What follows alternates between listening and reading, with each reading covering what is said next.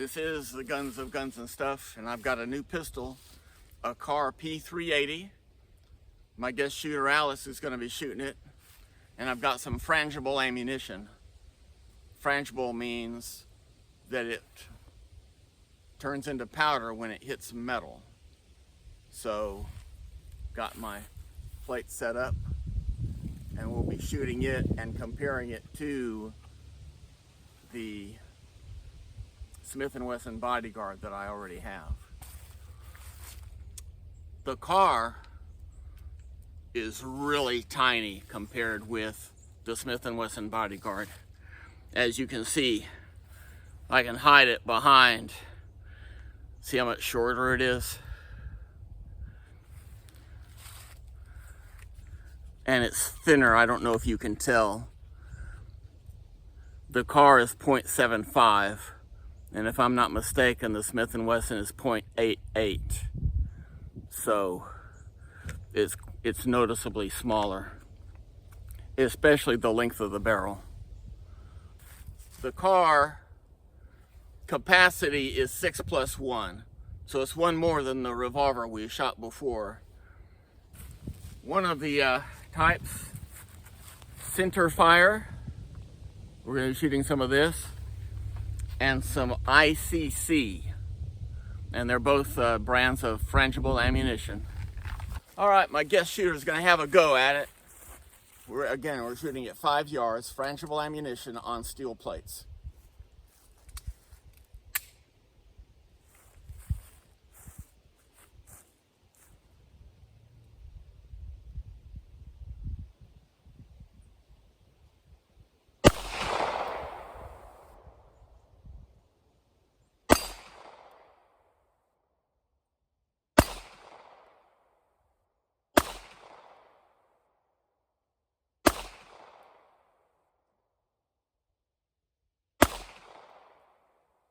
Hitting low. All right, what are your first impressions? That actually feels pretty good. I thought the 3-finger grip was going to throw me off a bit, but yeah, it feels pretty good. I think what was throwing me off was just trying to line that dot up with the... Yeah, the sight's a little unusual. What about the trigger? Did you really notice the trigger that much? Not really. Okay. Yeah, that's how I tell a good trigger. If I don't really notice it, then that's a plus to me.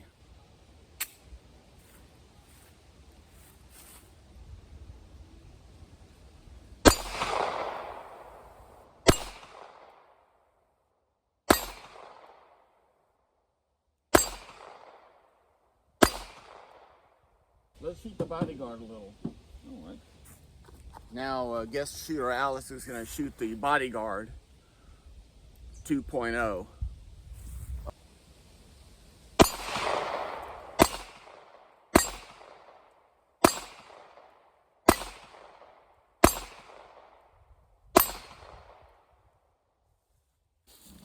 Another thing Kahr recommended is you not run the slide. Use the slide release to run the slide. I guess if you kind of baby it forward, it doesn't feed very well.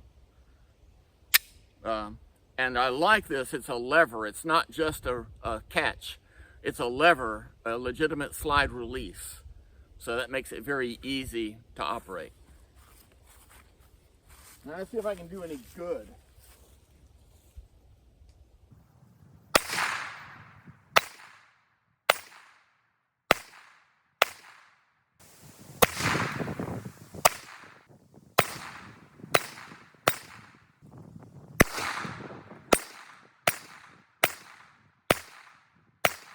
We're shooting at about as fast as I can load the magazine, so if that gun's not heating up, it really ought to be. Is it getting hot? Yeah, that is getting pretty warm. Getting warm? Okay. Well, that's not surprising. Should we, does that mean we should ease up on it a bit? No, go ahead. It's made to be shot. Oh, okay. That reminds me of a story from my childhood. I was just old enough to know the value of things. And we had just picked up a new car.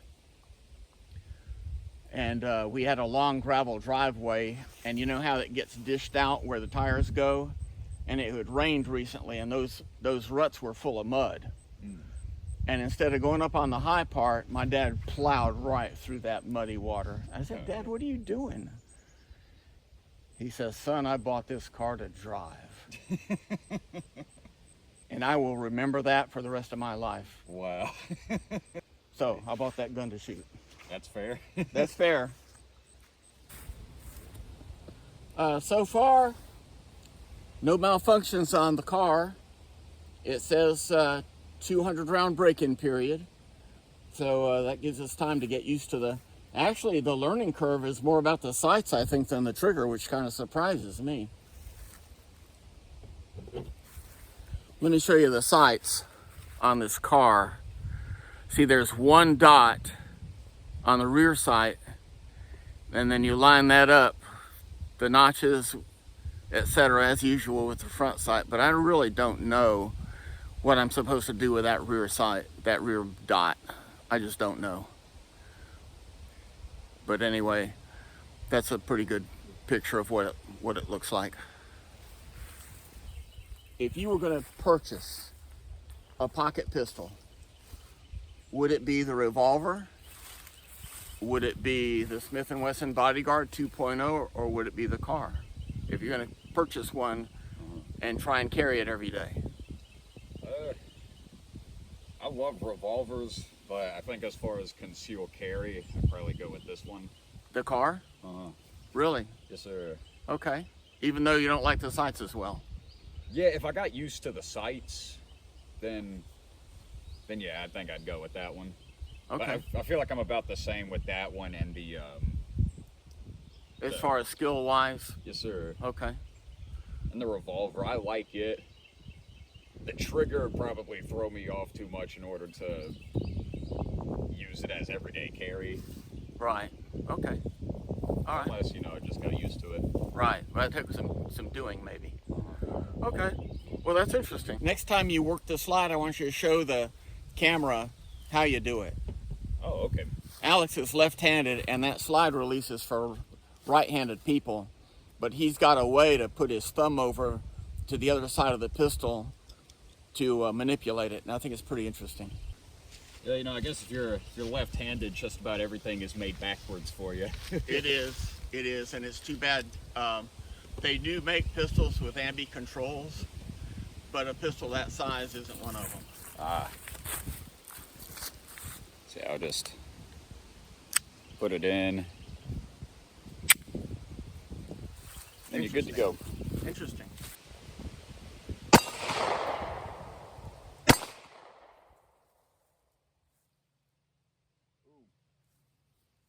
First malfunction. Okay, look at that. Let's take a look.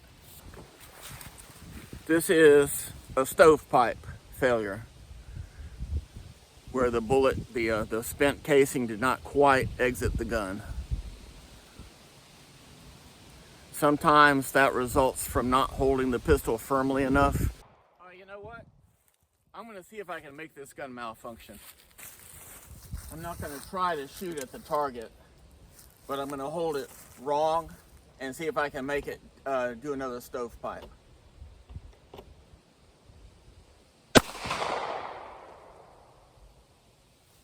Yes, I did. See that? So it may be on that one you were just holding it a little too loosely, because you can induce a fault. Now that's not the gun that did that. That was me that did that. I did that on purpose. Okay, that's a stovepipe. That's what it looks like. The best way to clear this is to drop the magazine.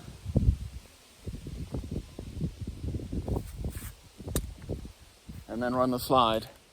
And the casing falls through the grip. Then you put the magazine back in and you're good to go. Let's do it some more just for the fun of it.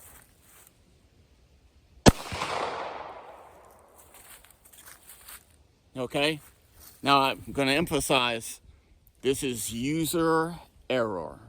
User error. And that's all it is. It's not the fault of the gun. It's on me. I'm just showing you what's possible when you don't hold the gun firmly.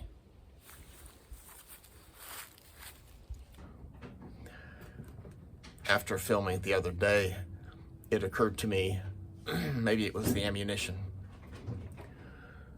The ICC, I found out, is made in Bosnia. I've got nothing against Bosnia, but their priority, at least in the review that I read, inexpensive rather than consistent. So I didn't have any malfunctions with the center fire, but we did with the ICC.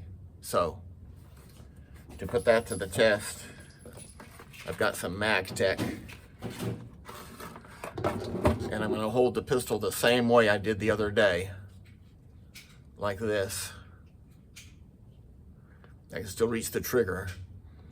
Now, if I get faults with this, then it was the way we were holding the pistol. But if I don't, then it was the ammunition. Does that make sense? Of course it does. All right, let's spin you around so you can see what I'm doing.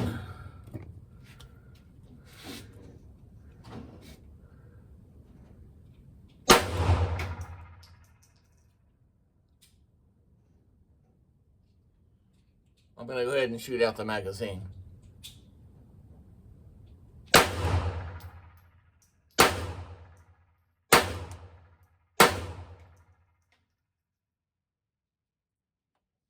No malfunctions. And I'm holding it the same way that I was holding it the other day. Exactly the same way. So that tells me it was the ammunition. Now, am I condemning ICC? No, not really. You get what you pay for. Is it okay for target practice? Sure it is. In fact, if you get a malfunction once in a while, that's a good thing, because you got to know how to deal with them and know what they look like. So it's okay for, and especially shooting steel targets close up, because it is frangible, and that's a plus to me. So I'm willing to overlook a malfunction once in a while. But today, I proved it wasn't Alex's grip on the gun. Okay, just for your information, he makes knives in his spare time, and to make a knife, you have to be able to hold it to a grinder for a period of time. So there is nothing wrong with his grip strength, believe me. This gun is fine to shoot one-handed. It's not that snappy. It's 10 ounces, but it's comfortable to shoot. I'm satisfied with the break-in period. That gun is ready to carry. Thanks for watching. I'm going to try 3 shots left-handed.